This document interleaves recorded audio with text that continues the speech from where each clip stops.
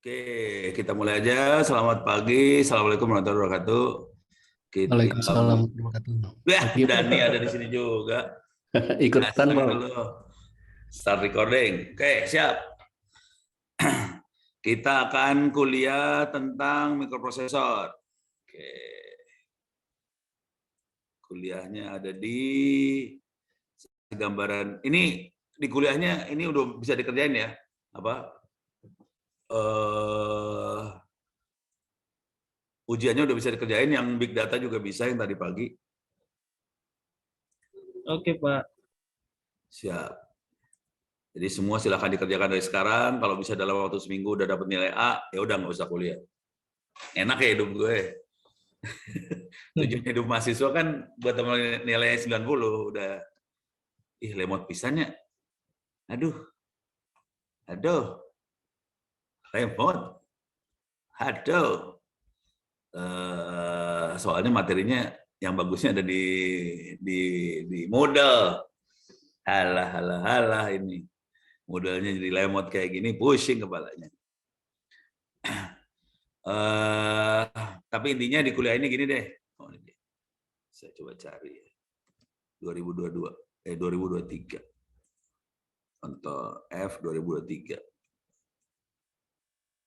Ini dia prosesor. Jadi nomor ID kuliahnya 74 ya. Tolong masuk ke yang 74 ini. Passwordnya, enrollment key-nya adalah ITTS besar semua, ITTS 2023. Kira-kira kayak gitu. Materinya bisa dikerjakan, ujiannya sudah ada semua. Kalau menulis buku lebih bagus. Oke, materinya kira-kira ada di sini. Teman, ini saya akan nambahin materi, jangan khawatir. Mungkin dalam 2 minggu ini saya tambahin materi. Secara umum, ini yang modul pertama adalah, bisa digeser nggak ya? Nggak bisa ya. Cuman intinya lebih arsitektur dari mikroprosesor. Oke. Cuman di sini yang kelupaan, ini kelupaan. Jadi dosennya bisa kelupaan. Jadi waktu tahun lalu saya ngasih materi, saya lupa masukin modul tentang komputer. Soalnya saya pikir Anda semua udah ngerti yang namanya komputer, nggak perlu saya masukin modul tentang komputer itu apa. Cuman ternyata sebagian waktu kemarin ini di belakang saya, ini kan di lab, di belakang ada banyak komputer-komputer yang donasi. Server ini banyak banget komputer server. Ternyata banyak yang nggak tahu colok ini colok kemana, nah mampus lu. Jadi di server, banyak server di belakang perlu dirakit ulang supaya nyala lagi semuanya. Nah itu perlu tahu colokan-colokannya yang mana aja. Jadi kepaksa saya akan tambahin tentang arsitektur si komputer. Yang di sini lebih ke mikroprosesor. Nanti saya akan jelasin mikroprosesor itu apa, arsitekturnya seperti apa. Kemudian bahasa assembler. Oke. Bahasa assembler, contoh-contoh bahasa assemblernya juga masuk. Kemudian mulai masuk ke sistem operasi. Cara kerja sistem operasi itu apa. Terus kernel Linux seperti apa. Ngompilnya seperti apa. Kemudian juga mungkin belajar cara bikin sistem operasi untuk router. Salah satu sistem operasi router yang bisa kita bikin namanya OpenWRT. Dan saya pernah ngeformat Mikrotik jadi OpenWRT, lisensinya hilang, jangan khawatir kalau diformat. Tapi hidup nggak apa-apa. Tapi keren banget.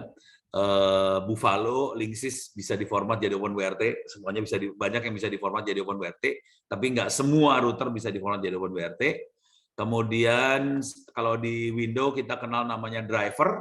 Di sini diajarin kalau di Linux kita makanya kernel modul. Kenapa kita pakai Linux? Soalnya bisa dipakai buat router, bisa dipakai buat komputer, bisa dipakai buat server, bisa dipakai buat handphone.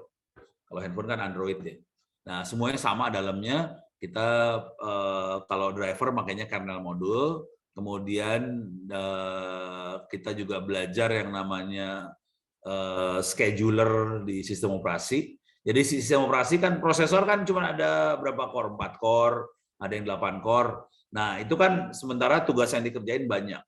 Ada yang lagi nge-web lah, ada yang lagi ngetik lah, segala macam. Kita perlu penjadwalan scheduler. Nah, gimana caranya ngatur scheduler diterangkan juga di sini. Kemudian udah ngerti scheduler, itu buat prosesornya, kita juga perlu scheduling buat memori sama input output. Oke. Nah, kemudian terakhir kita mulai memonitor kerja sistem operasi. Bagaimana kita monitoring kerja sistem operasi, kita bisa ngukur sistem operasinya gimana. Terus mulai saya masukin IoT di sini. Soalnya IoT mirip-mirip sama microprosesor juga, jadi saya masukin IoT, tapi nggak full IoT. Yang full IoT ada di kuliah IoT sendiri. Yang ngajarnya Pak Aulia. Oke, Pak Aulianya lagi stres dia, soalnya dia harus belajar Arduino dengan baik. Kalau Ono emang mainan kalau itu mah. Oke, jadi persiapan, terus di sini programming sederhana. Kalau ini Dani itu udah ngerti ini mah, dia udah khatam luar kepala dia mah. Terus programming digital, analog, kemudian komunikasi ke LCD atau ke USB serial, programming sensor, terus programming Ethernet Wi-Fi. Cuman ini akan di skip. Saya akan pakai WMOS 8266, jadi programmingnya tidak ke Shield, programmingnya langsung ke Wi-Fi yang onboard di WMOS 8266. Kemudian, nah ini saya mainnya di sini ESP8266. Udah gitu Raspberry Pi barangnya ada di si Rahmat. Ini mah Linux biasa lah. Barangnya ada di Rahman, kemudian tolong kerjain UTS sama UAS-nya. Kalau berhasil dapat sertifikat. Oke, ini sertifikat iseng. Kemarin ada yang protes. Siapa yang protes? Si Intan protes. Wah, minta sertifikat dong. Lah, lu butuh sertifikat juga. Ya udah ntar gue bikinin lah sertifikat. Jadi ternyata mahasiswa ITTS butuh sertifikat juga, sudah selesai kuliah ya udah dibikin. Sesuai dengan request aja lah. Ini beres ya. Jadi materinya secara umum adalah mikroprosesor. Mikroprosesor itu apa segala macam, sama assembler. Barangkali yang itu yang berat-berat yang depan itu. Sekarang saya masuk ke gambar mikroprosesor. Ada 8 bit, ada 30, ini 8 bit. Nah, kemudian kita ada macam-macam istilah yang dipakai ya. Ada mikroprosesor, ada microcontroller, nanti ada RISC, ada CISC, ada apa lagi? Parallel computing apa segala macam. Kita ngelihat pelan-pelan aja ya istilah-istilah itu. Kita masuk ke mikroprosesor 8 bit. Jangan khawatir, ini kalau nggak salah gambar. Yeah. Dalamnya mikroprosesor. Ini dalamnya mikroprosesor kayak gini kira-kira. Udah pernah lihat dalamnya mikroprosesor? Baru lihat? Ini dalamnya mikroprosesor. Baru lihat. Baru lihat ya. Dalamnya mikroprosesor kayak gini, kalau di kerok ya, bungkusnya ini dalamnya kayak gini. Ini yang 8 bit. Oke. Di sini ada yang penting, ada program counter, ada arithmetic logic unit. Program counter itu gini kira-kira. Kalau ini contoh satu core ini contoh satu core ya. Kalau di prosesor kita kan sekarang ada yang 4 core, ada yang 8 core segala macam. Satu core-nya kira-kira ini bentuknya. Ini satu core doang. Ini dan ini cuma 8 bit. Kalau yang prosesor kita kan ada yang 64 bit lah, ada yang 32 bit lah. 16 bit aja nggak dipakai, resek lu pada. Pakainya udah makanya 32 bit, 64 bit. Oke, yang ini 8 bit dan ini cuma satu core 8 bit. Jadi yang penting ada program counter, ada arithmetic logic unit, ada register array. Oke. Nah, kunci utamanya adalah program counter, register array, sama arithmetic logic unit. Cara kerjanya gini kira-kira. Program counter adalah istilah counter itu datangnya dari dunia digital. Oke. Program counter adalah kayak memori yang ngasih tahu, oke, sekarang perintah nomor 1 dijalankan. Ini program counter gitu. Dia cuma angka doang, 1, 2, 3, 4, terus ngerendeng. Jadi dia counter 1, 2, 3, dan seterusnya. Dari counter itu kita bisa tahu program nomor sekian, sekian harus dijalankan. Misalnya program nomor 1 adalah ngambil nilai yang ada di memori sekian, masukin ke dalam register array. Kalau memori kan ada di luar komputer ya, di luar prosesor. Jadi diambil, jadi bisa aja kita perintahin ambil nilai yang ada di memori nomor sekian, sekian, masukin ke register, masuklah dia ke register yang ini ya. Ini program counternya. Sudah gitu, ya telat dia. Iya, baru datang. Telat dia, udah lewat. Udah lewat ya. Ya, lihat dia udah ngerti nih dia Sikwa. Yes. Kalau enggak tanya Danito ada di Cimahi lu mampus. Oke. Udah terangin IoT, udah ngerti kan tadi? Dia kagak ngerti ntar filosofi IoT-nya. Ya, telat. Nah, ini turunin aja. Ini contoh cerita. Jadi kita ngambil data yang ada di memori nomor sekian, masukin memori ada di luar prosesor, masukin ke dalam register array, kemudian counternya dinaikin 1, sekarang ambil lagi nilai di memori berapa, masukin ke register array yang lain. Ini ada beberapa register biasanya dalam prosesor ada beberapa register yang bisa dipakai. Register adalah memori tapi dalam prosesor. Kalau RAM itu memori ada di luar prosesor, kalau hard disk itu memori tapi lemot banget. Kalau jaringan lebih lemot lagi. Jadi urutan gitu. Jaringan lemot, hard disk lebih cepat dikit, memori kenceng, register kenceng banget kalau soalnya deket banget di dalam sini. Biasa ukurannya kecil, berapa MB? Ini kecil, urutannya bukan MB, cuman byte. Baik. Ya kenceng lah orang ada dalam sini. Kalau ini kan 8 bit, jadi registernya 8 bit. Cuman 1, 2, 3, 4, 5, 7, 8 bit. Itu aja. Kalau 32 bit, registernya 32 bit. Jadi register sesuai dengan bitnya ya. Jadi kalau dia prosesor 8 bit, registernya 8 bit. Kalau ada yang pengen nanya, tulis di chat ya. Jadi kalau 8 bit, 8 bit. Kalau 16 bit, 16 bit. Kalau 32, 32 bit. Nanti kalau 64 bit, 64 bit. Yang masalahnya, yang serunya adalah jumlah bit array di sini. Memori yang ada di luar kan. Kalau dia mau transfer data dari luar ke dalam, konsekuensinya kabelnya dari luar ke dalam 8 bit juga. Jadi memori yang di luar itu 8 bit, masuk ke dalam 8 bit. Kalau kita prosesornya 16 bit, memorinya 16 bit juga masuk datanya. Kalau prosesornya 32, memorinya 32 bit juga masuk ke dalam. Gitu ya. Jadi itu kita nyebutnya data bus. Data busnya sesuai dengan register yang ada di dalam prosesor. Kalau dia 32 bit, 64 bit, konsekuensi itu kabel banyak banget. Bayangin 32 bit kabel tuh keluar tuh. Banyak kabelnya, makanya prosesor yang 64 bit, pinnya berjibun-jibun. Soalnya emang harus banyak banget data yang keluar. Terus ya. Jadi program counter fungsinya buat naikin satu-satu. Register-register ini nanti buat tempat nyimpen kayak RAM tapi di dalam prosesor dia. Nah, terus arithmetic logic unit itu yang buat ngitung. Jadi misalnya, oke, ambil masukin register A, ambil masukin register B. Sekarang kasih perintah ke arithmetic logic unit, A tambah B dijumlah, masukin ke A lagi hasilnya. Jadi nanti register A isinya adalah jumlah hasil dari A plus B. Masukin ke A lagi. Atau dimasukin ke C, terserah. Tergantung dalam sini biasanya ada A, B, C, registernya ada beberapa lah. Gitu.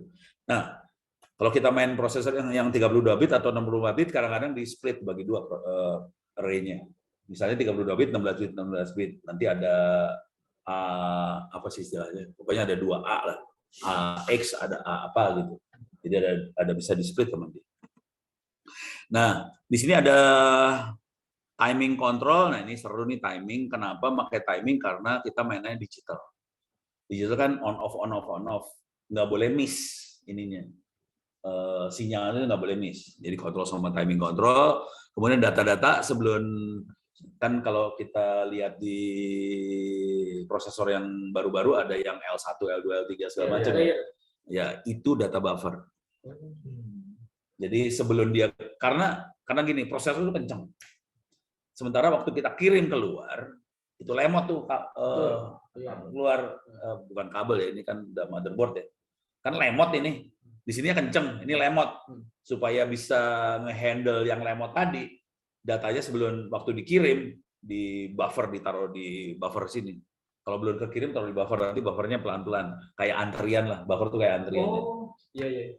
Jadi kita buffernya ini kan kosong, kita lemparin data ke sini, ini kan lagi dikirim. Nah ini udah selesai dikirim, pindah ke data selanjutnya, data ini geser ceklek, kirim, ceklek, dalamnya kenceng banget sih soalnya.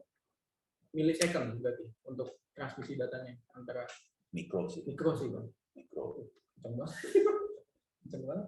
Jadi tergantung clocknya berapa sekarang? 3 giga. paling kenceng. Sekarang- Ya paling ada 4. Sekarang udah mau 5, berapa? Oke, kita misalnya 5 yang gampang. Iya. 5 giga, 10 nolnya berapa tuh? Giga itu nolnya berapa? 9 ya. Mega kan 6. 9 ya. Jadi kecepatannya 10/10⁻9. Berapa, Bang? Kalau mikro kan 10/6. Jadi bawahnya mikro.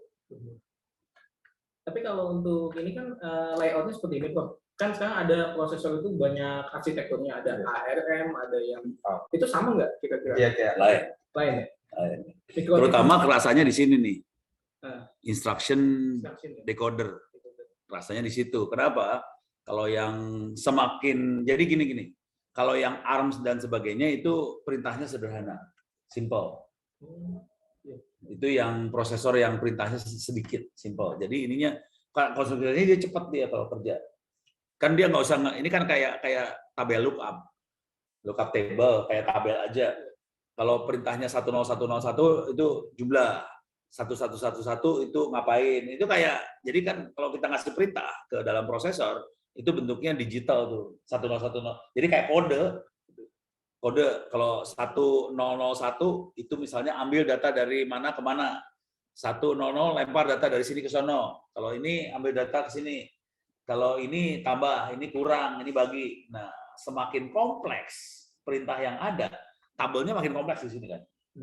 Kalau makin kompleks tabelnya, itu berarti ini makin gede. Terus kalau kita nyari, kan itu kan waktu kita baca, oh perintahnya ini, kan nyari di sini. Perintah itu ngapain? Nyari di sini kan? Nyari di dalam instruction decoder nih. Kalau waktu dia nyari di instruction decoder, nggak nemu. Bukan nggak nemu, kalau banyak, lama nyarinya. Jadi prosesnya jadi lama. Makanya ARM segala macam dibikin supaya instruksinya jadi sedikit. Supaya cepat. Kalau yang Intel, itu dia cenderung untuk ya pokoknya S86 segala macam itu bukan yang kelasnya ARM. Kalau ARM kan itu dibikin minimalis ya. Itu prosesor minimalis. konsumsi daya. Konsumsi daya juga lebih dikit. Nah, tapi dibikin cepat dengan cara ininya instruction decoder-nya instruksinya cuma dikit.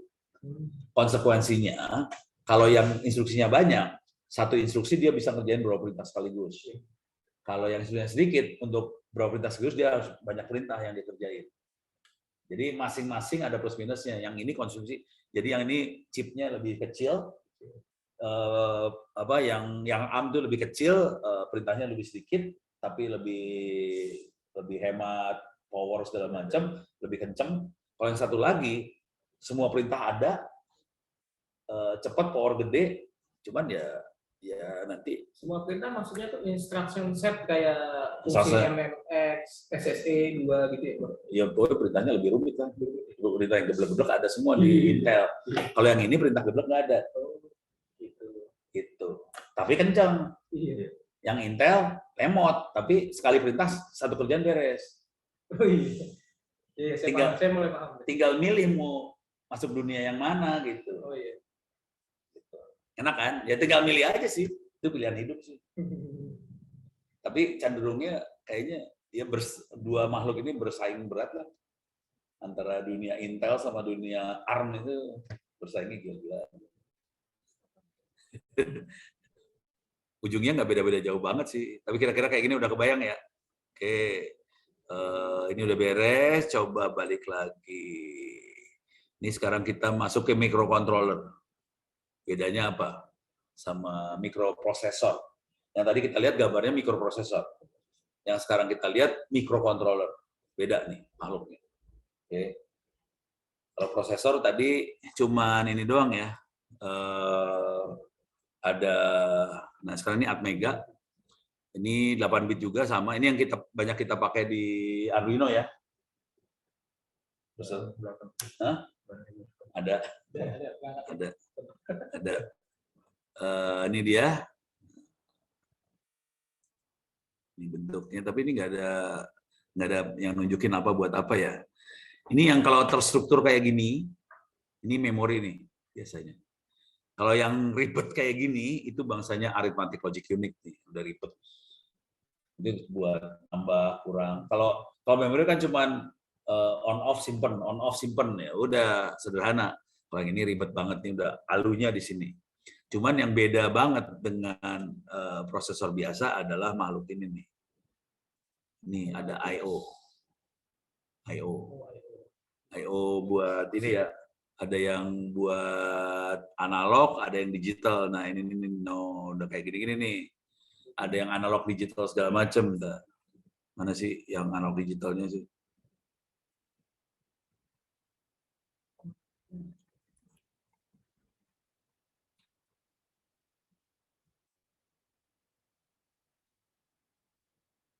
Nih, sensing channel kayak gitu tuh. Jadi di dalam microcontroller itu selain ada mikroprosesornya, dia ada buat ngomong sama input output I/O, buat analog digital converter lah, buat on off yang digital segala macam. Jadi microcontroller bedanya situ dari microprosesor. Kalau prosesor cuma buat ngitung doang. Dia I/O-nya blow on. I/O-nya dia butuh chip lain, misalnya graphic card, misalnya LAN card, semuanya eksternal tuh. Kalau microcontroller semua dijadiin satu, sebisa mungkin jadi satu. Konsekuensinya ya terbatas juga sih dia. Jadi dia dengan luas yang sama, kemampuannya pasti di bawah microprosesor. Soalnya dia harus ngurusin input outputnya harus diurus juga sama dia. Si ini ya. Beres ya. Jadi itu microcontroller lah kira-kira. Oke. Ini beres microcontroller. Ini beres. Jadi yang nggak ada di sini adalah I/O-nya, input outputnya nggak ada.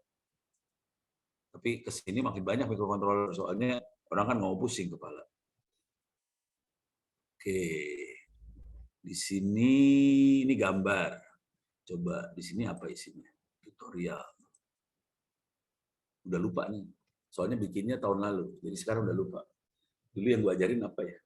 Tapi ntar saya tambahin ya. Ini ada tambahin yang arsitektur komputer. Ternyata banyak yang nggak tahu nih. Oh, di tutorial pun tentang mikroprosesor. Bisa dibaca-baca. Mikroprosesor itu apa segala macam.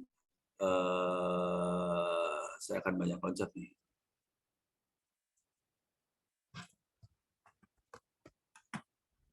Ini ada overview, klasifikasi, ada arsitektur, pin configuration,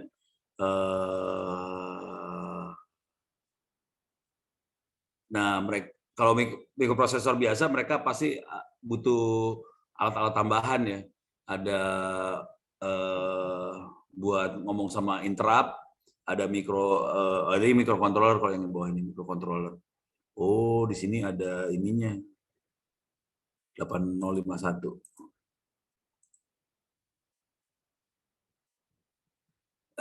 Dan kita butuh ini device yang peripheral ini ya, peripheral itu yang buat input output, yang ngomong. Jadi ini di motherboard.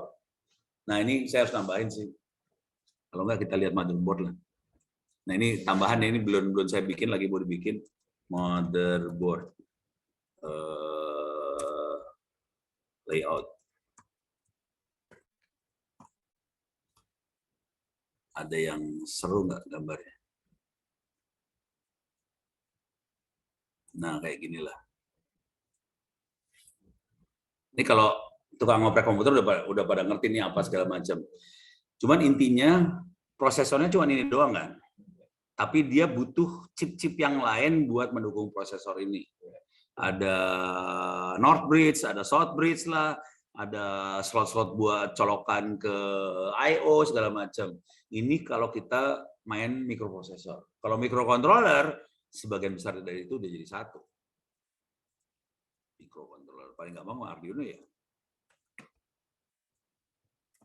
Microcontroller.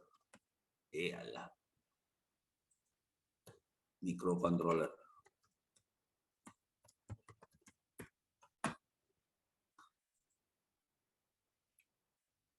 Nah, ini kan udah jadi satu semua. Udah langsung, ini si I/O-nya kan connect ke sini langsung. Ini teh. Ini input output-nya langsung connect ke prosesor langsung. Mana sih?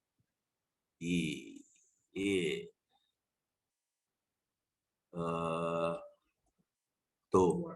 Ini pin-nya langsung ke prosesornya langsung. Ini tuh semua. Jadi nggak pakai chip-chip tambahan lagi, udah jebret aja. Jadi kayak gini. Ini per pin ini kan udah langsung connect semua nih ke prosesor langsung. Jadi tidak ada lagi dibutuhin yang namanya South Bridge, North Bridge, udah gak ada, semua dibuang semua udah.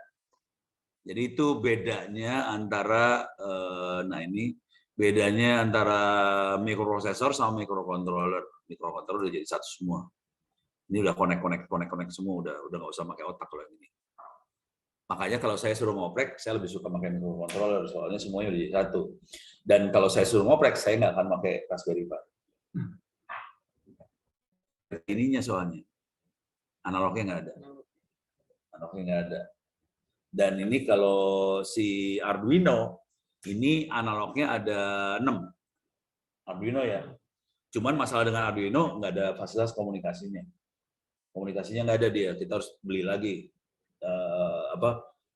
Kayak mereka nyebutnya shield buat Ethernet atau shield buat Wi-Fi atau buat Bluetooth, pasang lagi di situ. Kalau saya lebih suka kalau ngoprek sekarang saya lebih suka pakai Wemos.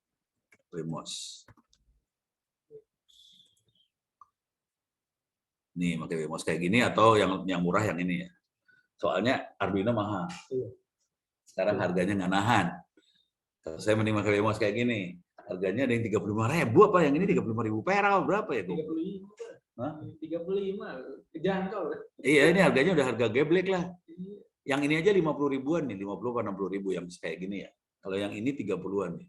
30. Berapa pin ya analognya? Analognya satu. Ya? Analognya satu.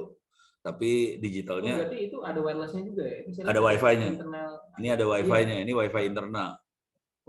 Jadi ini ada wifi internal. Jadi tapi analognya cuma satu ya. Tapi dia digitalnya lumayan banyak. Digitalnya ada banyak. Kalau si Arduino analognya banyak, cuman Wi-Fi-nya kagak ada. Jadi Arduino punya masalah komunikasi. Kalau dia komunikasinya udah beres. Jadi kalau saya suruh milih, saya akan milih ini. Harga oke. Kalau nggak percaya, mari kita lihat. Bukalapak. Saya nggak akan milih Raspberry. Iya, mahal. Raspberry mahal. Nggak beli. Jadi Wemos D1 ya. Harganya udah goblok lah D1 mah. Parah Wemos. Satu lagi ini. Tuh kan. Ini ada LCD-nya lagi. 28.000. Enggak, ini LCD buat si Wemos-nya ya. Ini shield LCD-nya. Jadi kita colokin LCD ke sini. Ini tambahan LCD buat di sini kalau mau ada LCD. Cuman yang ini 28.000 perak. 30.000 bener kan? Murah banget kan? Banget itu. Iya, ada wifi-nya ya. Wifi-nya lagi. Jadi nggak usah mikir. Jadi kalau saya suruh ngoprek, saya ke sini sih sebenarnya, saya nggak akan ke Raspberry. Memang kekurangannya dia analognya cuma satu. Itu aja sih. Tapi ya udah lumayan lah. Soalnya kan sebagian sensor bisa berbentuk digital. Contoh sensor suhu pakai DHT 11 atau DHT 22 segala macam, itu digital aja, dia connect-nya ke pin digital bukan ke pin analog. Tapi dia ngasih tahu suhunya berapa. Jadi komunikasinya berbentuk digital. Kalau ini untuk input programnya lewat ini ya, jalur komunikasi Wi-Fi bisa berarti itu? Enggak. Saya biasanya pakai kabel serialnya, ada colokan serialnya di bawahnya. Colokan serial handphone. handphone biasa. Micro USB. Iya, Bukan yang C yang lama. yang lama ya. Bukan yang C. Itu. Ini harganya ini 30.000 ini 28.000 ya. Iya. Cuman harus ini kan pin-pinnya masih di luar nih. Pinnya harus di luar nih ya. Harus disolder. Siap nyolder dulu. Belajar nyolder. Belajar nyolder. Bisa lah. Belum. Nggak apa-apa lah nyolder dikit. Belum pernah kan? Nah, keren nih. Jadi waktu beli ini dilepas sama dia. Lepasan. Ini masih lepas solder. Makanya harganya murah. Kalau yang ini udah disolderin 50.000. Kalau Arduino 100.000 sekarang kurang ajar harganya. Pas lihat ya parah Arduino. Ya, jadi kira-kira kayak gitu ya bentuknya. Prosesornya kayak gitu. Kalau komputer ya jadi masalahnya kayak gini kalau komputer. Tapi ini nggak enak buat sensor. Sensor nggak enak buat sensor. Sensor enaknya pakai makhluk itu. Kalau pakai WMOS enaknya udah komunikasinya udah bisa langsung dipakai Wi-Fi. Cuman Wi-Fi kan jaraknya ya nggak jauh ya, nggak jauh. Jadi biasanya si Arduino kita pakai buat server. Cuman harga Arduino baru sama komputer bekas harganya sama. Jadi kalau saya suruh milih mendingan komputer bekas daripada Arduino. Iya benar. Arduino kan ambil sejutaan juga, komputer bekas sejuta juga. Gitu. Jadi mendingan komputer bekas daripada Arduino. Kalau si Ono suruh milih sih. Soalnya ini otaknya otak plus 62. Ini beres ya. Oke. Terus coba lihat lagi ke kuliahnya, materi kuliah. Ini bisa dilihat-lihat. Kalau yang ini dia masih pakai mikrokontrolernya 8051. Ini komputer tahun berapa ya 8051? Ini udah tahun lama banget lah. Jadul, 8051 udah jadul. Kalau mau jujur, ini mikrokontroler yang pertama kali saya program ini. Saya pernah pakai ini soalnya. Nggak pernah pakai. Di sini udah nggak ada yang jual, kayaknya jarang yang jual. Dan saya programnya bukan di Indonesia, programnya di Kanada, goblok. Saya belajar iseng. Lagi belajar iseng gitu dah. Oke. Nah, mungkin kita bagusnya ngelihat pin ya. Pinnya. Ini 86 lah. Pin configuration. Biar kelihatan nanti, nah nih kelihatan. Nah, di sini ada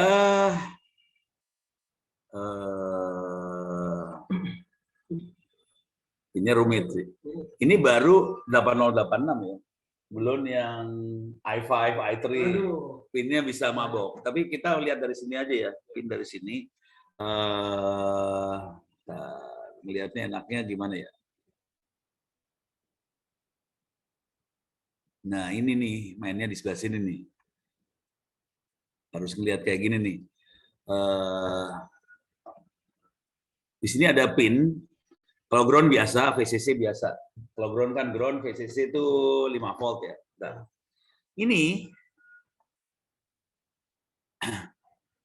ada pin AD0 sampai AD16 apa berapa? Di sini ada AD. Ini buat address sama data nih. Jadi buat address sama data dia. Oke.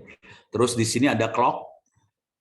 Clock itu penting karena clock yang akan ngatur bentuk datanya seperti apa. Dan clock itu ngatur kecepatan dia juga ya. Kalau clock yang kita pakai kan udah 4 giga, 5 giga.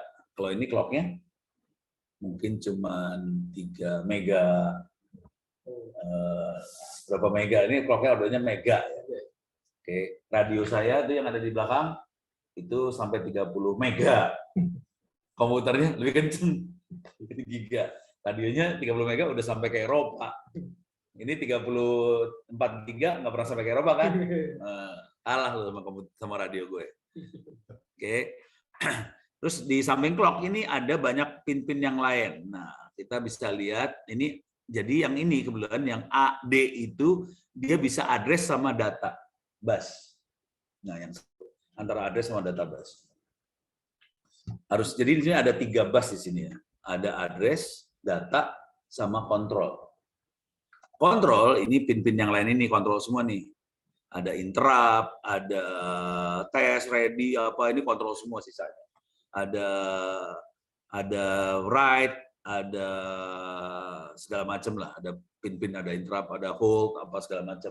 Itu semua kontrol. Jadi ada 3 bus sih sebenarnya. Kontrol, ini banyak macam-macamnya kontrol. Ada address, ada data. Nah, fungsinya gini. Ini makhluk ini berhubungan sama memori. Makhluk ini berhubungan sama input-output. Input-output bisa berupa flash disk, hard disk, apa segala macam bisa ngomong di sini ya. Jadi ini memori, address bisa ngarah ke memori, data ngomong juga ke memori juga. Bisa ngomong ke memori, bisa ngomong ke input-output. Nah, sekarang di memori RAM-nya kita itu ada alamatnya, ada nomornya. Oke, ini memori nomor 1, nomor 2, 3, 4 itu ada isinya. 8 bit, 16 bit atau 30 bit itu ada alamatnya. Memori nomor sekian, alamat nomor sekian, datanya ini. Nah, kalau kita mau komunikasi, caranya adalah kita harus ngasih kode dulu. Oke, sekarang saya akan ngirim karena ini pinnya terbatas. Ini kan pinnya, kalau enggak pinnya jadi banyak banget soalnya. Kalau memori sama data masing-masing punya pin masing-masing, pusing kepala dia. Pinnya jadi double garden nih, parah. Jadi supaya pinnya sedikit, address memori sama data memorinya di pinnya dibarengin, tapi nanti di select. Kita mau pakai buat memori atau buat ngambil datanya.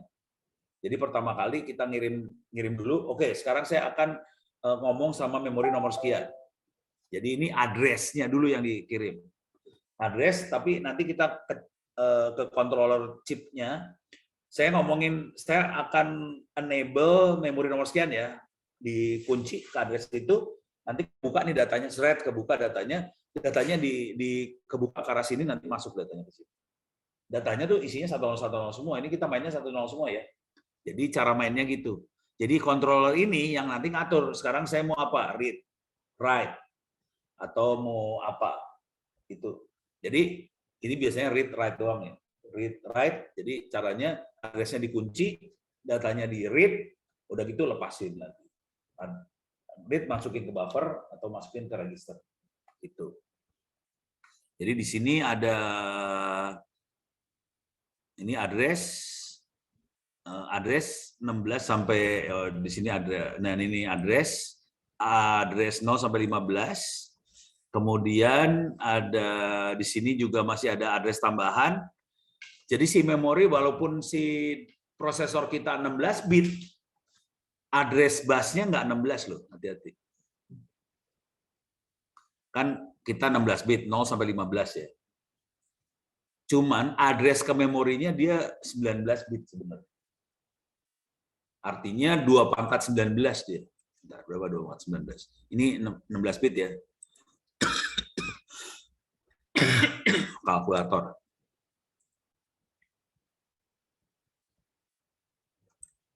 Scientific ya. Scientific advanced mode. 2 mana pangkat? 19 ya. Sama dengan. Jadi 64 kilo. Bentar, salah, bukan. 524 kilo memorinya. Jadi kita memorinya 524 kilo ya, bukan mega, kilobyte. Oke. Jadi memorinya segini, tapi datanya 16 bit. Gitu. Jadi ini jumlah address yang bisa memori yang bisa diadresin ya. Memori yang bisa kasih alamat. Karena jumlah alamatnya tergantung dari ini addressnya terakhir 19. Oh salah gue. Oh benar 19 ya.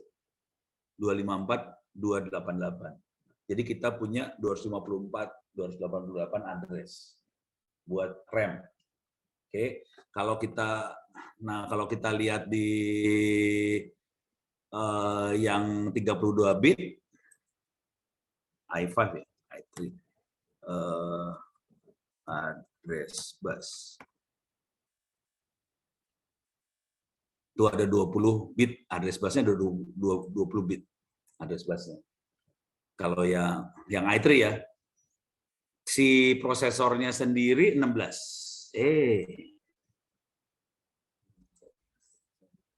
Oh, 16 bit emang? i3 15 bit bukan 32 bit ya? Ini 2014. Hah? i3 itu 64. Sekarang enggak. Oh, ini yang zaman dulunya kali ya? 2015. Ya udah, misalnya gini, dia 20 bit address bus ya. 20 bit address bus berarti memorinya paling gede yang bisa diakses adalah kalkulator. Gue mana tadi kalkulator? Coba lihat di Hah? 2 × 20. Ini yang zaman dulu ya. web Intel. Oh gitu. Datasheet. Lihat di tab. Nah ini cuma 1 giga. Coba webnya Intel. Misalnya Ini apa? Sekarang udah ganti. Datasheet apa sih namanya waktu di itu datasheet. Jadi semua prosesor.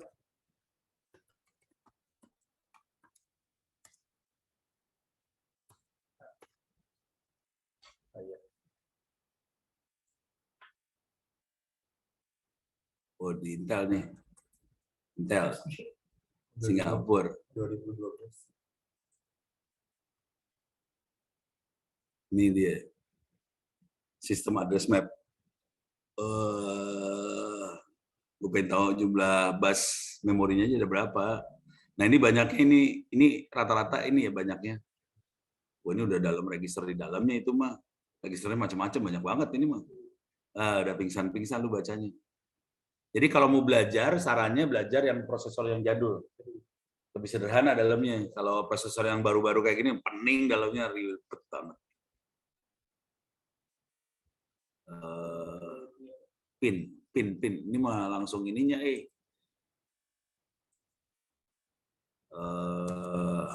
pin. Out. Diagram ya. Pin address. Gue pengen ngecek address busnya ada berapa sih, cuman gitu doang sebenarnya. Pasti banyak deh.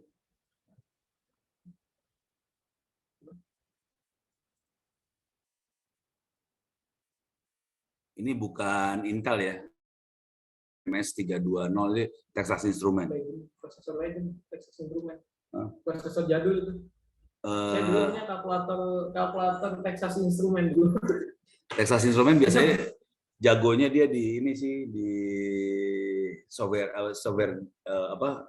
signal processing. Oh, iya. Jago deh. Intel kalah. Waktu itu masih kecil. Nggak peduli, nggak terlalu ini ya.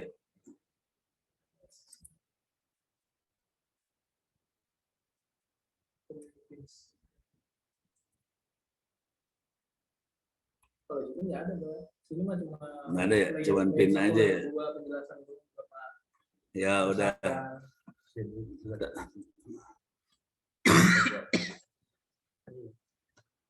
Nggak nemu. Ya udah. Sementara gitu dah. Pokoknya datanya banyak banget lah ya.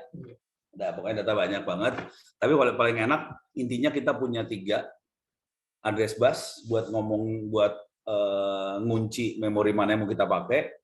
Data bus buat komunikasi datanya antara memori sama prosesor. Control bus buat ngatur. Mau read, mau write, mau apa, itu control bus semua ngatur. Dan kita juga bisa, di control bus juga ada interupsi biasanya. Mana ada interupsi nggak? Nih, interrupt, INTR, ada juga NMI. Dua-duanya interupsi. Itu fungsinya buat gini nih. Kalau ini kan prosesor lagi kerja, dia lagi ngerjain sesuatu. Terus tahu-tahu ada data masuk dari LAN masuk data dan datanya mau dimasukin ke dalam komputer. Ini si I/O buat LAN tadi akan ngirim instruksi ke prosesor. Saya punya data, nanti prosesornya ini program yang lagi dijalanin disimpan dulu, terus dia masuk ke program buat handle interupsinya. Udah gitu, udah dia handle interupsinya, datanya diambil, terusin lagi program. Jadi interupsi itu interupsi kayak di sidang parlemen atau DPR. Izin interupsi. Itu interupsi maksudnya lu ngomong, lu diam dulu, gua mau ngomong. Gitu. Jadi istilahnya sama interupsi. Saya izin. Nah, kalau interupsi yang ini itu bisa, kalau ini ada dua jenis interupsi, ada interupsi biasa, ada NMI. NMI adalah non-maskable interrupt. Non-maskable artinya interupsinya nggak bisa ditahan. Kalau yang interupsi yang biasa itu bisa ditahan. Jadi kalau dia interupsi, ini gue kerjain dulu. Kalau gue lagi butuh kerjain selesaiin, baru interupsinya di handle.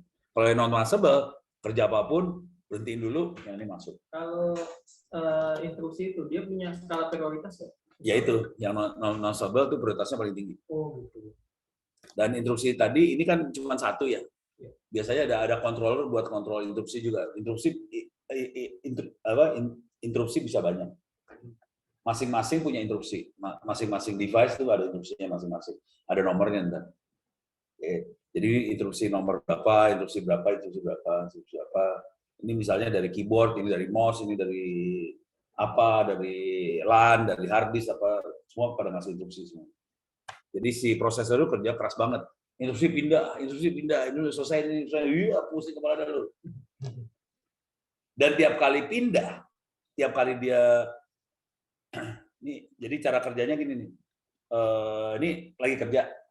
Kan tadi ada register ya, ada register. Semua yang dikerjain ada di register nih. Dia lagi nambah, kurang, kali bagi ada di register. Pada saat instruksi masuk, register yang lagi dikerjain itu harus disimpan dulu semua di memori. Registernya dikosongin, ini dimasukin memori. Ini kerjaan masuk, register yang tadi kan registernya terbatas jumlahnya. Di dalam prosesor register terbatas.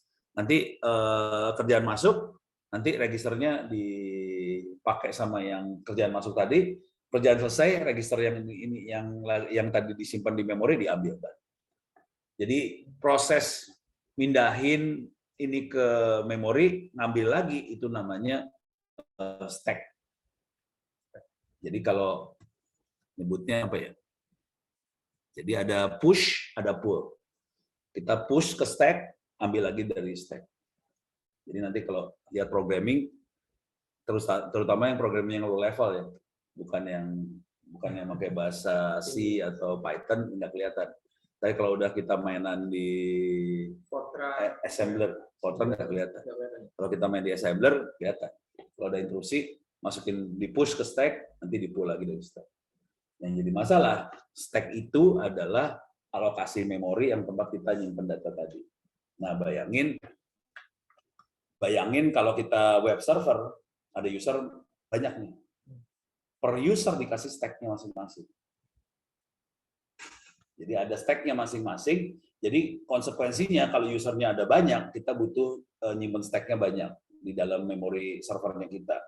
Konsekuensinya jumlah user yang bisa dihandle sama si web server tergantung memori yang kita punya di server itu. Dan kebanyakan pemerintah kalau bikin layanan buat masyarakat, misalnya inilah pengumuman siswa baru kan ada kan ya kayak pokoknya penerimaan siswa baru itu kan ada pengumumannya tuh. Nah, servernya kan proyek gitu ya. Betul.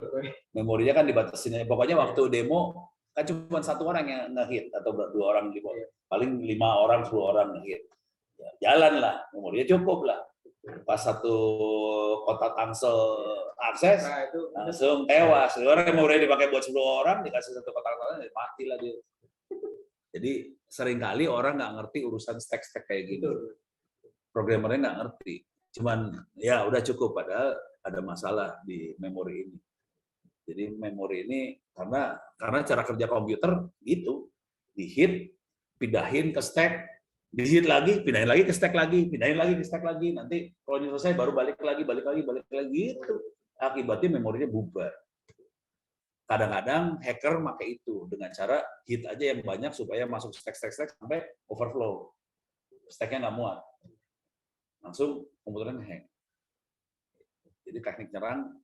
Jadi kalau kita ngerti dunia elektroniknya juga, ngerti cara nyerangnya kayak gimana. Gitu. Terus ya, sip. Ini kira-kira kayak gini lah. Jadi dunia cuma kayak gini sih. Pin-pinnya nih kayak gini, ada interrupt.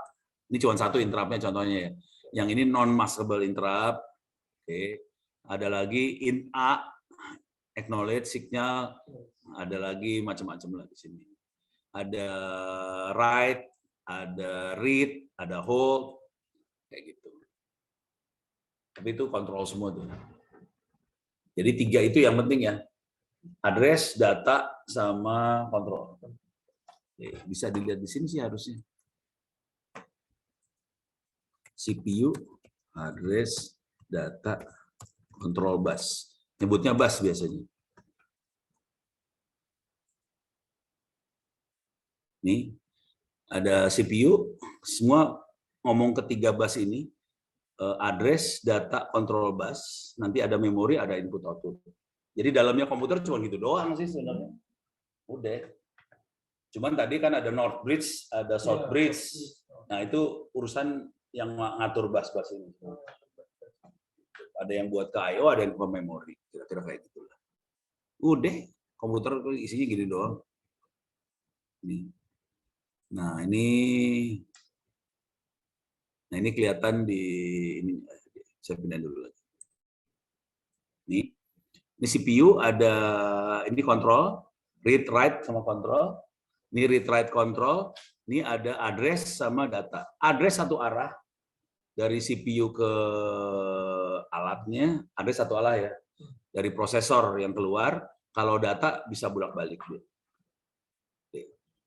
Dan ini memori ini ada lokasinya. Lokasi berapa, memori berapa gitu. Ada lokasinya. Di dalam sini ada program counter. Program counter adalah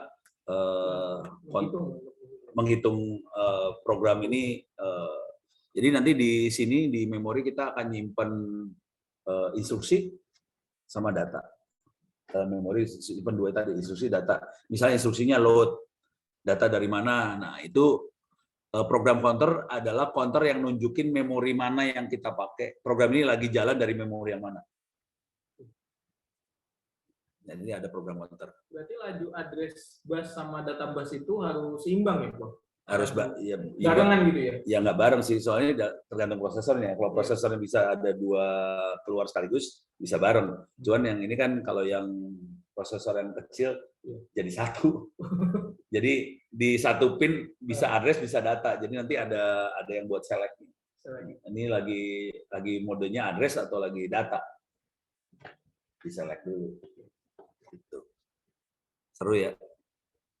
Ini komputer kayak gini bentuknya. Nah, I/O tadi kalau di I/O sama memori ini kalau di microcontroller masuk semua dalam CPU. Kalau di komputer dikeluarin. Kalau di microcontroller masuk jebret.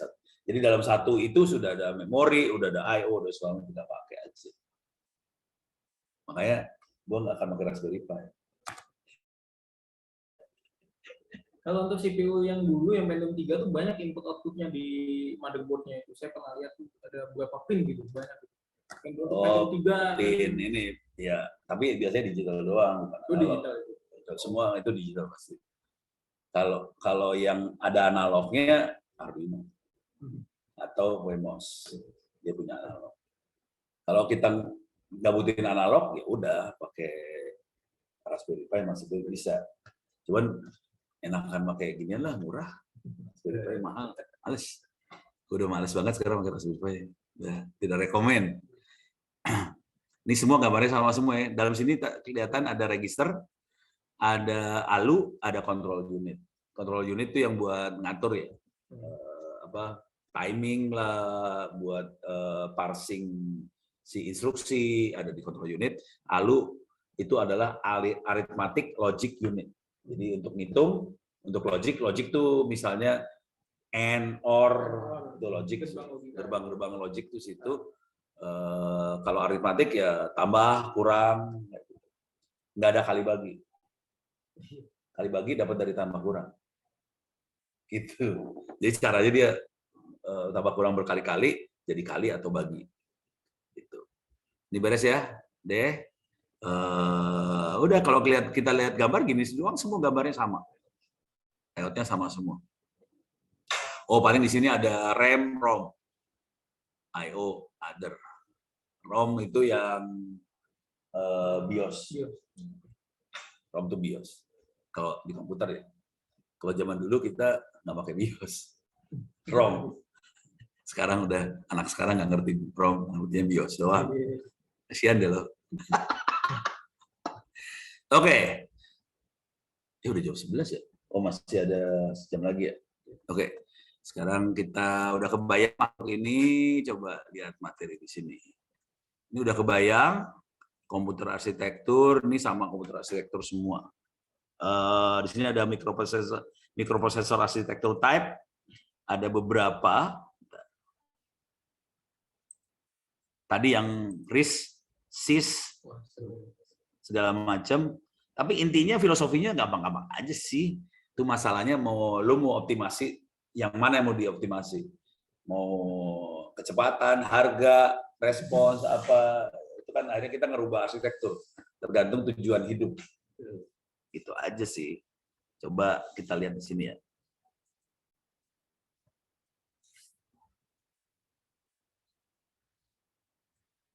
Bentuknya kayak gini semua. Secara umum ya. Ada prosesor, ada memori, ada input, ada output. Yang 80, 85 ini yang general ya, general. Nah, di sini ini dia bentuknya bukan chip nih, ini gambar logika aja. Di sini ada yang buat kontrol interrupt-nya. Oke, buat interrupt-nya ada reset, ada trap, ada interrupt A, interrupt, ada enemy kadang-kadang. Nah, di sini registernya, ini alunya, ada instruction decoder, ada registernya di sini ada W, Z, B, C, D, E, H, L. Dan ini dibagi-bagi, ini 8 bit, 8 bit, 8 bit, 8 bit. Kalau di jembreng 16 bit, 16 bit, 16 bit, 16 bit. Ini ada stack pointer, ada program counter. Nah, program counter itu adalah tadi yang nentuin. Isinya program counter adalah alamat memori tempat instruksi itu berada. Stack pointer adalah kalau kita ngebuang memori ini ke dalam stack, dia ngatur, dia stack pointernya kemana nanti ini kebuang ke stack sana.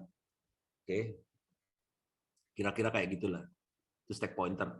Nah, ini ada timing kontrolnya, di sini ada ready, read, write, apa segala macam ada di sini semua. Oke, ini yang prosesor 8085 kecepatannya 3,2 MHz. Nggak bisa buat main game banget. Ada game di sini. Ada ya? Wah, ada. Ada. Orang zaman dulu kan juga. Emang lu pikir orang zaman dulu nggak bisa main game? Main game. Boleh yang ini, kayak Nokia aja. Iya. Ada gamenya. Instruction setnya itu, nah sekarang dari tipe instruction setnya ada CISM, oke, complex instruction set, ada RISC itu reduce instruction set, ada super scalar, terutama buat biar paralel processing. Yang super scalar itu terutama paling kerasanya di grafik. Karena dia kan paralel dia. Jadi data banyak hajar dikali atau di apa segala macam. Jadi itu membuat hitungan biasanya super scalar. Pada zaman dulu kala kita pakai super scalar buat super komputer. Kalau sekarang paling kerasanya di grafik. Sama ya grafik prosesor. Sama akhirnya dipakai buat kripto. Ujung-ujungnya kripto. Isinya ngitung doang. Kalau yang ini, yang CIS sama RISC, ini buat general purpose, buat macam-macam, buat ngitung, buat apa, segala macam. Cuman yang ini kompleks, segala macam ada. Kalau RISC ini terbatas. Konsekuensinya, kalau di CIS itu, misalnya bisa pakai satu perintah, di RISC-nya pakai 5 perintah, baru perintah yang sama bisa tercapai. Kalau yang ini terbatas buat ngitung doang. Kalau yang ini, application specific integrated circuit itu biasanya dipakai buat tujuan yang spesifik banget. Contoh, kalau kita main bikin BTS 5G yang dikerjain sama Fata, itu makanya asik. Ini makanya Xilinx biasanya. Xilinx. Contohnya ini. Ini FPGA. FPGA adalah Floating Programmable Gate Array. Jadi dalamnya itu gate, tapi bentuknya array, kita bisa program. Dia diprogram, dipakai khusus buat untuk software defined radio, apa segala macam. Jadi kita mainnya kayak gini, Xilinx ini. Contohnya yang kita pakai di sana punyanya Etus B210 misalnya. Nah ini kalau kita mainin itu, kalau kita pakai Etus, kadang-kadang kita harus nge-burn dulu. Xilinx-nya harus kita program dulu. Saya mau jadiin ini ya, program jebret kita pakai. Ini bentuknya kayak gini sih. Bentuknya kotak semua sih. Ada tulisannya nggak? Ini. Tuh. Oh dia makanya Spartan FPGA. Beda lagi. Bukan yang Xilinx. Gitu ya. Ya ini dunia elektronik yang ini, bukan dunia informatika. Mohon maaf, saya ada di dunia itu ya. Makanya gue bisa ngomong gini. Dosen lain masa terus ngomong gini. Lono kan yang bilang kayak gitu, ngerti lah. Ada tipe-tipenya lain. Ya. Dia mainnya SDR, Software Defined Radio. Oh, berarti yang package-nya di Linux itu ya SDR. Itu. Ya, kalau SDR yang SDR yang murah itu biasanya buat receive doang. Kalau ini receive transmit. Lebih mahal. Maaf ya. Ono punya barangnya ada di Diskon Tangsel. Barangnya persis yang ini. Ini barangnya yang ini persis. Ada. Harganya dong. Ada juga.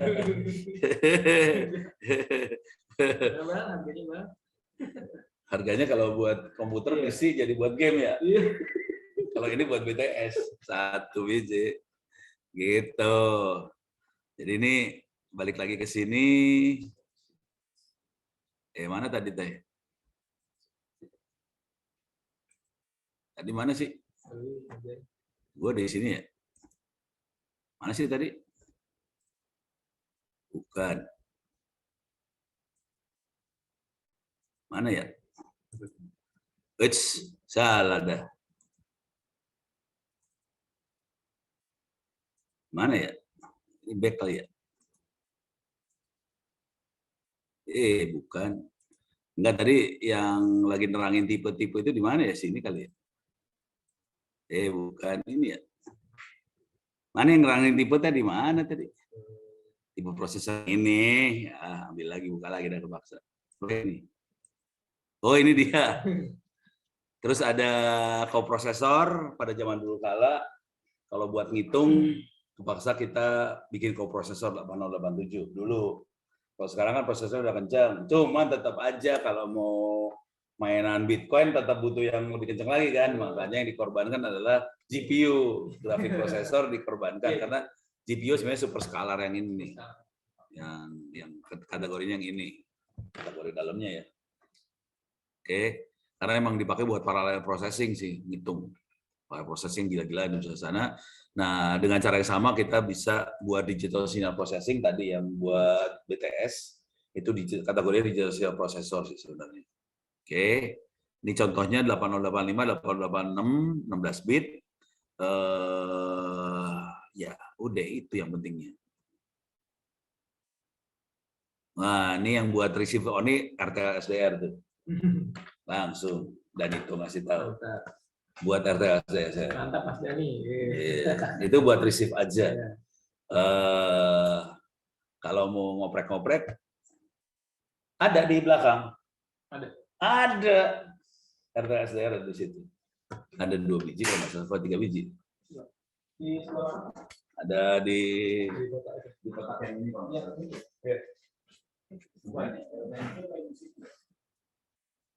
Pokoknya ada masih Arduino nih. Arduino ini buat RFID. Banyak ya? Mantap mainannya ya. Makanya kalau lu mau main IoT di sini dulu lu cobain semua. Kalau ke BRIN langsung bonyok lu langsung. Nah, kalau Danito bilang hack RF1. Hack RF1 bagus, cuma dia nah ini harus ngerti radio sedikit ya. Jadi kalau kita pakai handphone, kalau kita ngomong bisa denger kan? Itu namanya full duplex. Kalau radio pakai walkie-talkie, kalau kita ngomong nggak bisa denger kan? Iya. Itu namanya half duplex atau simplex. Nah, hack RF1 kategorinya yang half duplex tadi. Jadi nggak bisa kalau ngomong nggak bisa dengar. Kalau mau full duplex pakainya yang Etus. Lebih mahal. Dani lebih mahal yang itu ya. Yang Etus harganya tadi berapa? 2.000 sekian. Coba hack RF. Hack RF harganya kalau nggak salah lebih murah sih. Coba shopping ya. Shopping hack RF. Tuh 3 juta. 3 juta. Lebih murah sih. Tapi ya gitulah. Semakin mahal memang semakin frekuensi lebih tinggi, kemampuan lebih tinggi kira-kira. Tapi kalau buat main-main, kalau buat receive aja RTSDR, SDR. Dan programmingnya juga go on. Programmingnya pakai grafik, pakai ini programmingnya. GNU Radio. Programming ya.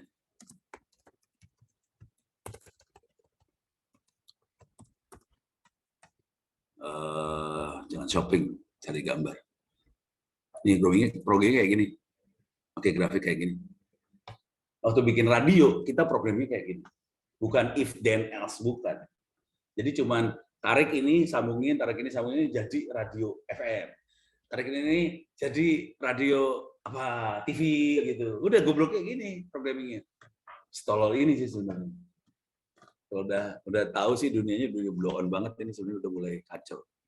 Ini programming kayak gini doang, keluarnya sinyal-sinyal kayak gini sih, tapi programmingnya sih kayak gini. Gitu. Kita berrelasi database ya. Iya, walaupun bukan. Iya. Relasi sinyal. Ini sinyal processing dalamnya.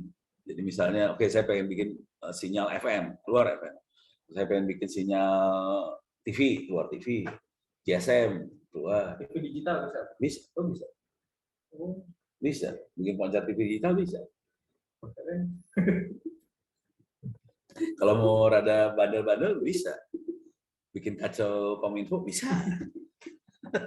Harus dicoba ini. Ya, harus wajib lah itu. Itulah yang barang saya ada satu yang lagi nggak dipakai di sana sih. Bisa kalau main serius bisa saya bawa ke sini. Kita coba. Itu harganya sekitar ya $2.000 itu. Yang itu yang lagi nggak dipakai yang N210. Harus didampingi performa dulu nih kalau yang $2.000 nggak bisa langsung. Nggak bisa. Ini yang ini. Oh, iya. Lagi nganggur di sana. Oh jadi itu ada untuk antena eksternal ya? Ya keluarnya kan radio, sinyal radio. Dia bisa mancar di frekuensi FM, bisa mancar di frekuensi GSM, bisa mancar di frekuensi TV, bisa receive juga, bisa mancar juga. Mau bikin pancar TV bisa pakai gini doang. Nanti kita pakai MP4 ya. MP4 tembak ke situ keluar. Pakai kirim ke sini mancar TV digital. Kalau mau ngelihat source code-nya juga ada nih, coba. Kita lihat di GitHub ya. Iseng aja nih mah. Ada lah ituan mah. Ada pokoknya dunia ini mah menarik lah. Pengennya di VB ya, di VBT kan, T kan, T2, GNU Radio, TX gitu ya, TX itu pemancar ya, transmitter, GNU Radio. Oh terlalu panjang,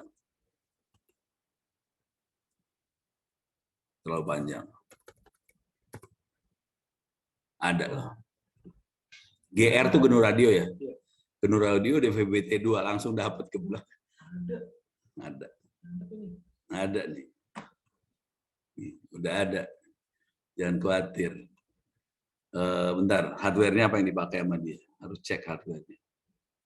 Hardware-nya pakai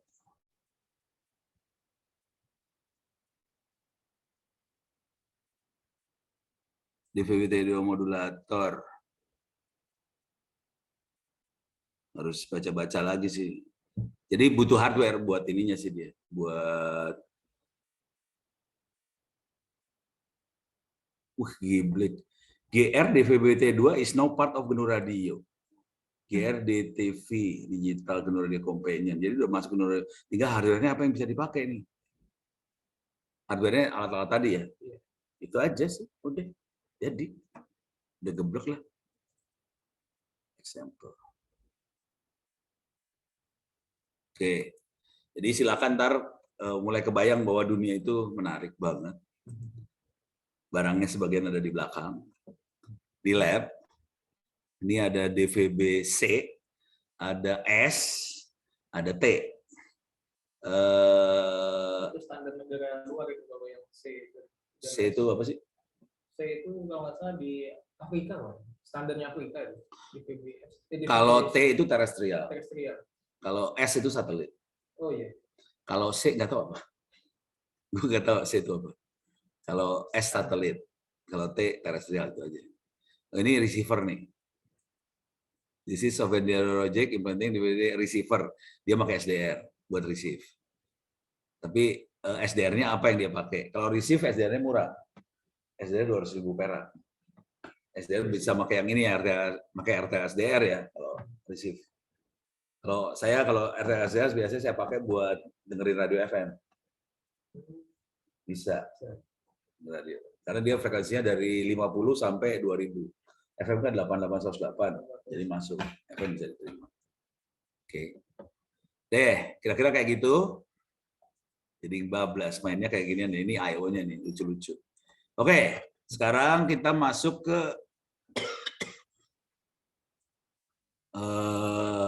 prosesor udah. Ini gambaran ini udah beres ya. Saya back dulu. Oke, sini ya. Ini udah, kira-kira udah beres. Sekarang bahasa assembler. Bahasan yang paling menarik ini. Assembler. Nggak menarik. Mungkin Python lebih menarik. Ini mah. Karena ini saya belum belajar ini kalau ini. Jadi gini, assembler gini cara berpikir. Kalau kita ngerti yang namanya prosesor, mikroprosesor, cara kerjanya assembler ya cuma ngasih perintah ke prosesor tadi sih. Contoh, ambil isi memori ini masukin ke register mana, jumlahin register ini sama register ini gitu, assembler itu kayak gitu. Cuman dia pakai kode. Jadi kita harus tahu kodenya doang sih. Oke.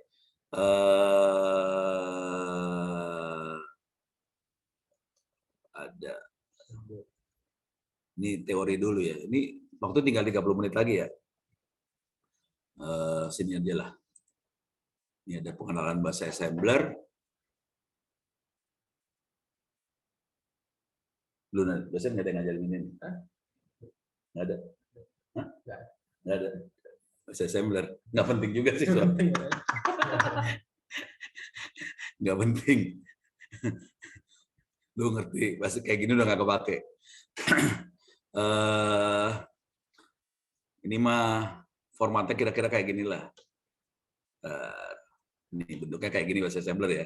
Nah ini hasil akhirnya kayak gini lah. Hasil akhirnya kayak gini. Assembler kayak gini bentuk hasil akhirnya. Ya, ini cuman segini panjang, isinya cuman buat nulis hello world. Dah. Gitu doang. Cuman nanti kode di dalamnya ada beberapa kode, ada data, tempat naruh data. Tapi itu dalam bahasa assemblernya. Nantinya pada saat prakteknya datanya akan dilempar ke memori bagian mana gitu. Terus ini buat deklarasi variabel BSS. Kemudian kita masuk ke programnya sendiri. Oke.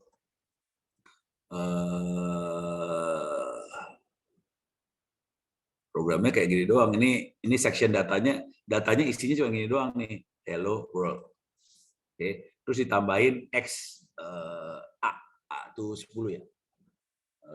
9 A 10 ya, A itu 10. Jadi ini Hello World itu ASCII semua.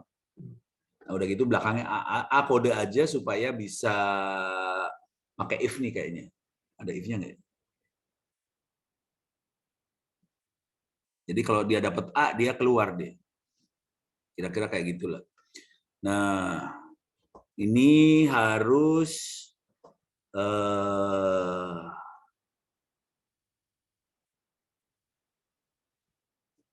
susah bacanya. Tapi kira-kira perintahnya kayak gini doang nih. Move, ini move to move ya. Move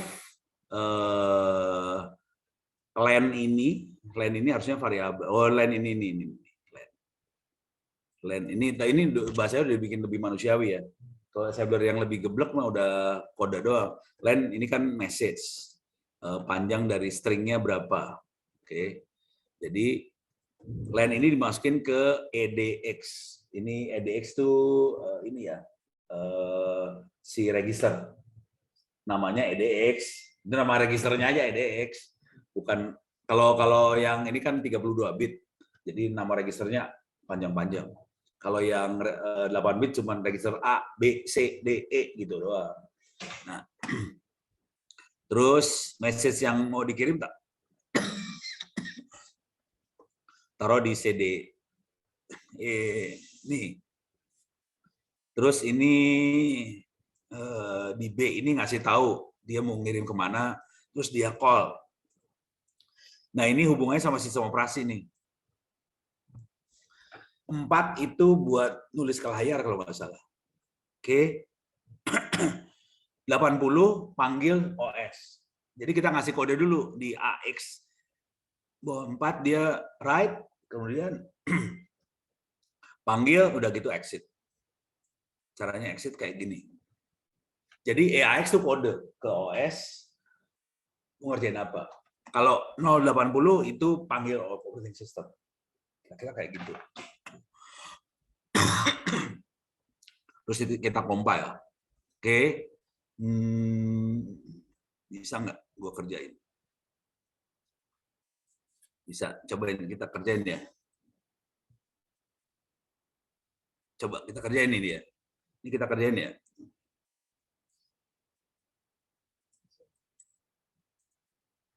Namanya Hello ASM. Ini iseng doang nih. Mudah-mudahan masih ingat caranya. Ini masuk sini.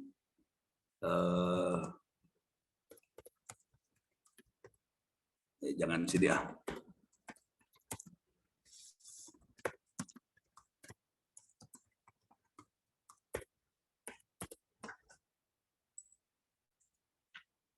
Nggak dibuang-buangin nih.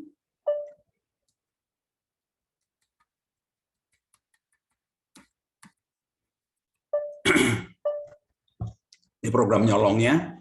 Oke. Deh. Sekarang kita compile beritanya seperti ini. Oke. NISM -elf hello, mudah-mudahan NISM-nya saya install. Kalau enggak kacau. Enggak ada.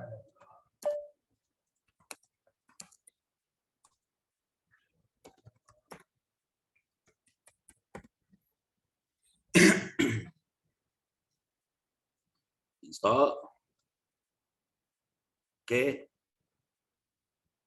Tapi ntar kita lihat ada simulasinya di web sih, cara kerjanya si prosesor. Dia ngambil ke mana gitu bisa kelihatan. Ya, oke, clear layar. Coba kita jalanin lagi. Kok install lagi bego. Ini ya. Oke.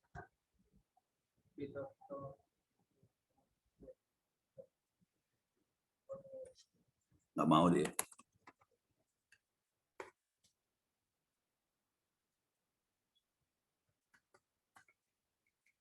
Harus kasih label. Ini titik koma. Wah, dia nggak. Push. Sementara nggak jalan yang ini ya. Ada nggak mau nih, kayak gitu persis nggak mau. Kita cari colongan yang mau aja. Coba cari lagi di bawahnya kalau nggak salah. Ada sih.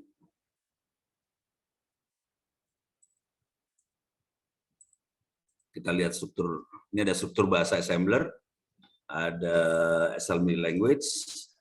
Coba kita lihat nih.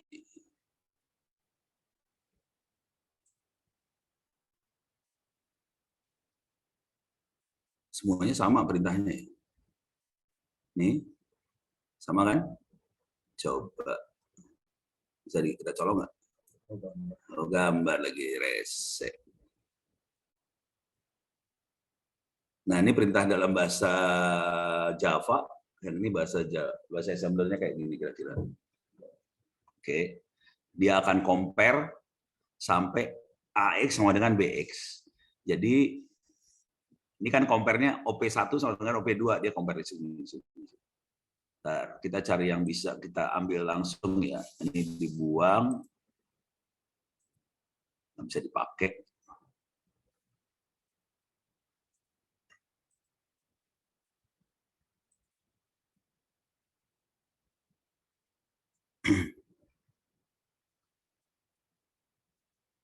Start.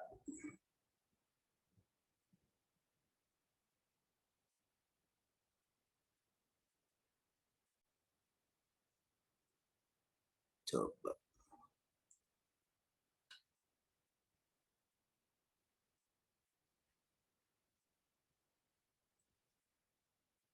Kita mau ngambil colong, mau nyolong program doang. Berarti harusnya gue cari program yang udah bisa dicolong. Waktu itu bisa sih. Yang mana yang gue colong lupa.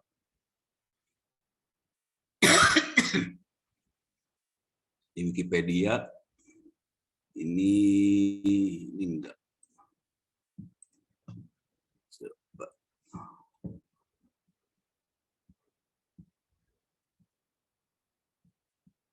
Tar.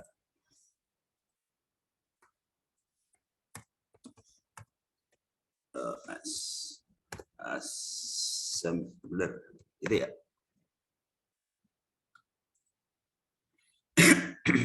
Nih gini aja dah. Nih. Oke.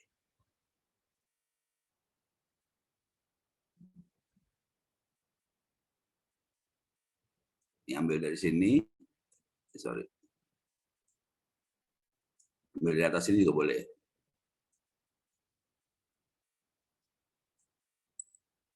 Copy.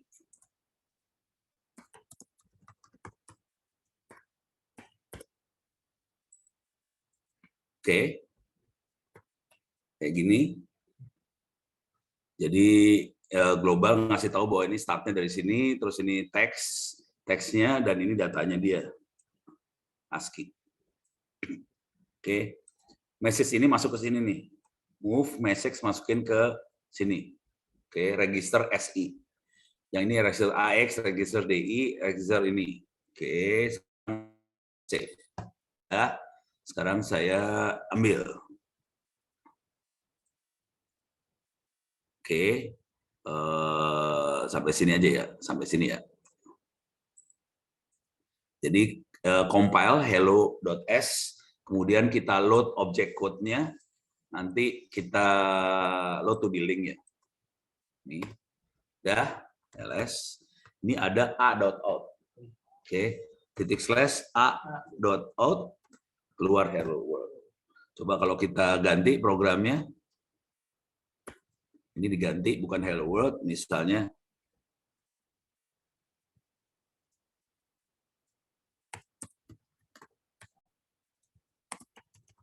gitu ya. Udah coba gitu doang sih bikin program. Compile lagi. Coba jalanin lagi. Halo, apa kabar? Ininya hilang. Soalnya salah hitungannya, harus dirubah. Mana tadi? Ininya nih, 13 nih. Ini dirubah. Ini kan hello world tadi 13. Jadi ini berapa nih? 1 2 3 4 5 6 7 8 9 10 11 12 13 14 15 16 17 18 19 20. Harus pas level. Iya. Kalau lebih, coba kita lebih juga apa sih? 25 gitu ya. Kan kita orang baik banget kan. Oke. Salah. /A mana saya. Dua. Abang ya. Nah, yang terjadi yang perlu kita perhatiin baik-baik di sini nih makhluk ini nih. Nih. Ini ada siskol lagi 2 kali. Ini siskol. Masukin ke RAX ini dikasih 60 masukin ke RAX, dia langsung exit dia. Jadi kodenya di sini sih sebenarnya. Kodenya di sini. Kalau kita masukin 60 ke register A, terus kita panggil sistem itu kernel ya, dia exit. Kalau yang di sini syscall-nya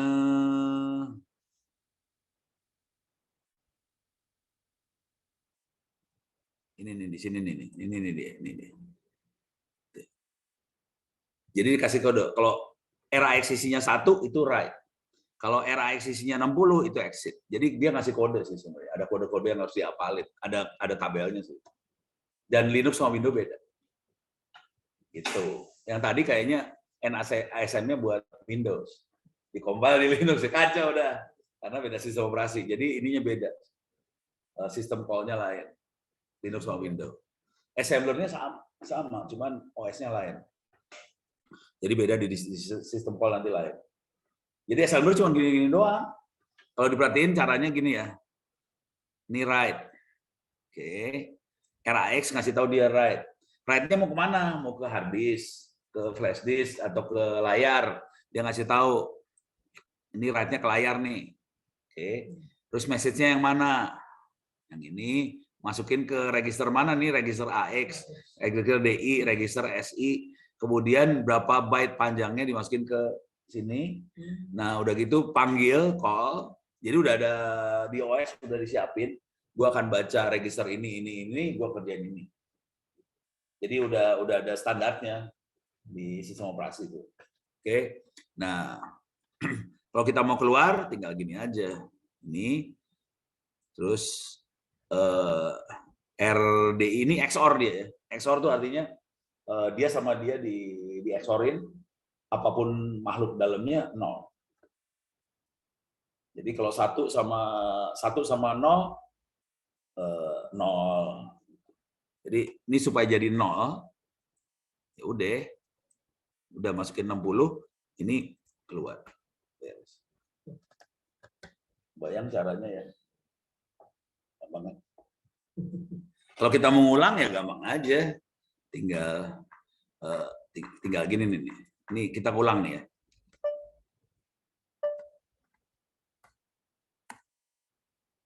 Misalnya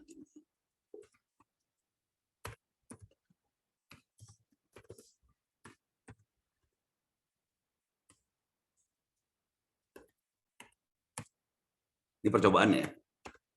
Percobaan saya kan suka percobaannya.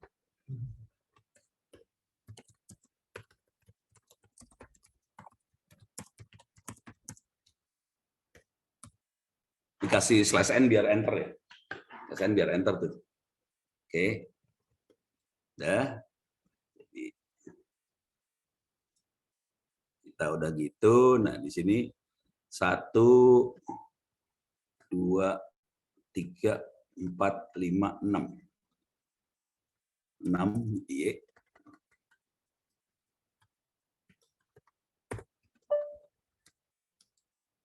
Nah, di sini message 2 yang kita ambil. Oke. Tadi kan message. Yang satu message 2 ya. Oke. Jadi dia akan harusnya 2 line yang dia print. Percobaan ya. Mudah-mudahan benar teorinya. Ini percobaan aja iseng. Oke, coba lihat. Keluar kan? Gitu aja. Ini mah kerjaan iseng banget tuh. Perintahnya cuma kayak gitu doang. Gitu. Ini bahasa assembler. Si Arduino juga gini dalamnya sih, cuman kan pakai bahasa C, jadi lebih manusiawi. Padahal sebenarnya kayak gini. Jadi dia mainnya soal register. Ini tadi yang move message itu urusannya message ini adalah alamat di memori. Bentar. Ini kan ini yang kasih titik 2 itu dia pointernya ke alamat di memori mana. Tuh, kira-kira kayak gitu sih caranya. Oke, sekarang kita lanjut. Sekarang udah jam 11:30. Oke, masih ada waktu dikit lagi. Udah kebayang ya?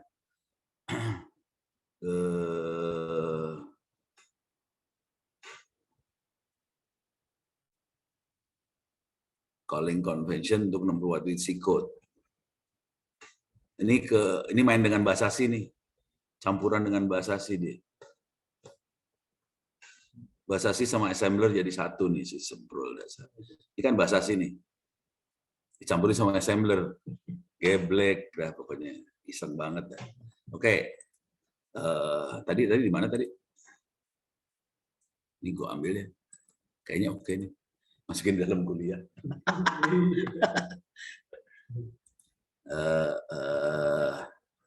Masukin. Jadi cara masukin kuliah tuh gini.